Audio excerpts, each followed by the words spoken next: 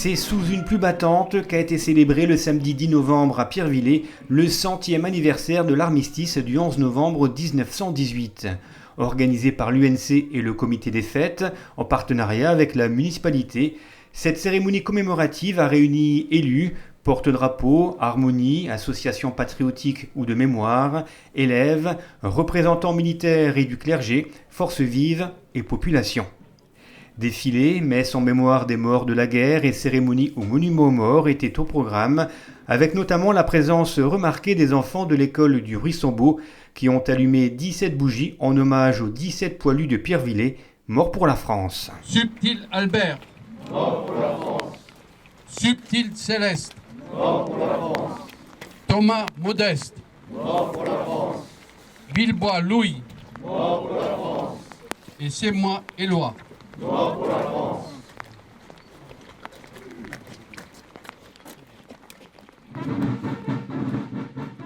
René Heiser, maire de Pierrevillers, a lu le message d'Emmanuel Macron, président de la République. Un siècle que l'armistice du 11 novembre 1918 est venu mettre un terme au combat fratricide de la Première Guerre mondiale. À cet affrontement interminable, nation contre nation, peuple contre peuple. Avec ces tranchées pleines de boue, de sang et de larmes, ces orages de feu et d'acier qui grondaient par tous les temps et déchiraient les ciels les plus calmes, ces champs de bataille éventrés et la mort omniprésente.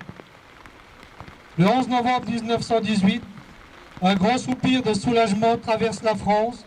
Depuis Compiègne, où l'armistice a été signé à Londres, il se propage jusqu'au champ de bataille. Enfin, après 4 interminables années de bruit et de fureur, de nuit et de terreur, les armes se taisent sur le front occidental.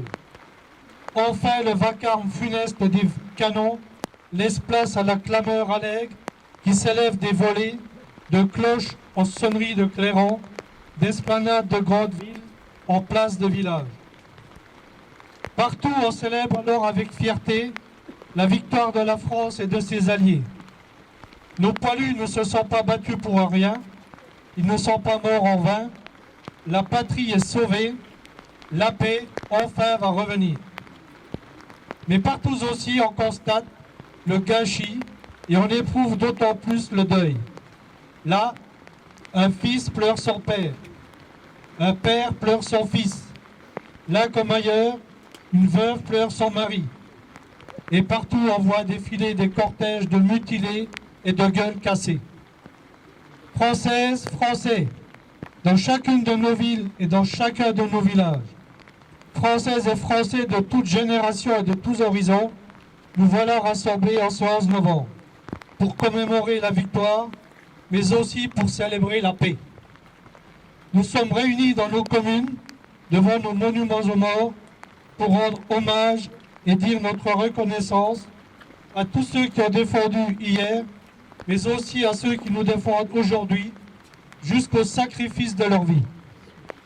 Nous nous souvenons de nos poilus morts pour la France, de nos civils dont beaucoup aussi ont perdu la vie, de nos soldats marqués à jamais dans leur chair et dans leurs esprits, de nos villages détruits, de nos villes dévastées.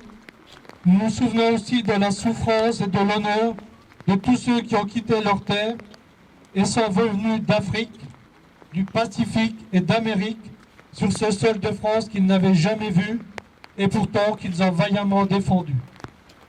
Nous nous souvenons de la souffrance et de l'honneur des 10 millions de combattants de tous les pays qui ont été envoyés dans ces combats terribles. Françaises, Français, nous sommes unis en ce jour dans la conscience de notre histoire et dans le refus de sa répétition. Car le siècle qui nous sépare des terribles sacrifices des femmes et des hommes de 14-18 nous ont appris la grande précarité de la paix.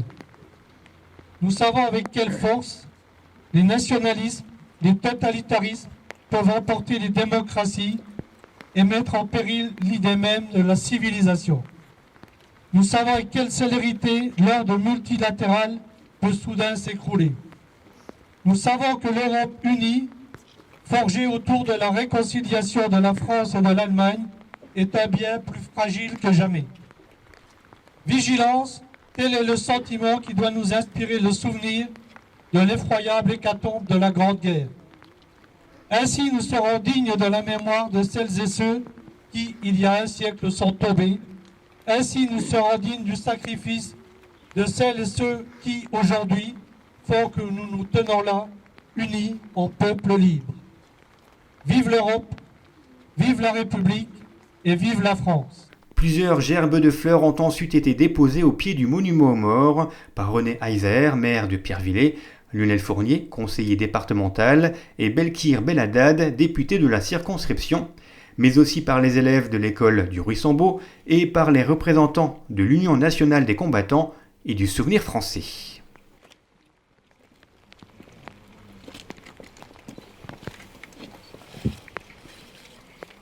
Après ces dépôts de gerbes, la Marseillaise et une minute de silence, l'adjoint-chef Éric Ayerman a reçu la médaille militaire. Adjudant-chef Éric Ayerman, au nom du président de la République, nous vous conférons la médaille militaire.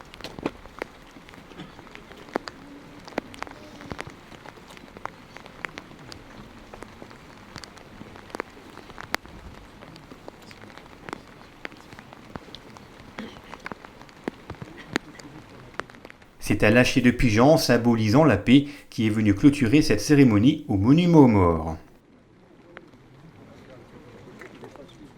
Cette cérémonie commémorative s'est terminée à la salle des fêtes, où chaque porte-drapeau a été félicité par les autorités civiles et militaires sous les notes de musique de l'harmonie La Renaissance de Marange, avant qu'un vin d'honneur vienne clôturer cette matinée.